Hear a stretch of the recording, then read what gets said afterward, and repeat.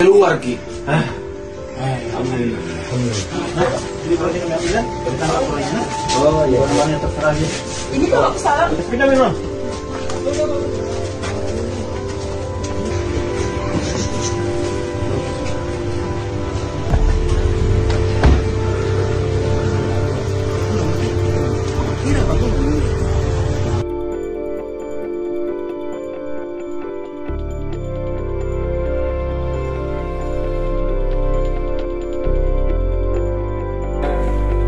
Satreskrim Polres Goa dengan di backup oleh Ditreskrim Polda Sulawesi Selatan berhasil mengamankan terduga pelaku yang alhamdulillah saat ini pelaku berhasil kami amankan tempatnya di wilayah atau provinsi Kalimantan Timur seperti tadi apa yang sudah disampaikan dan dijelaskan oleh Bapak Kabid Humas.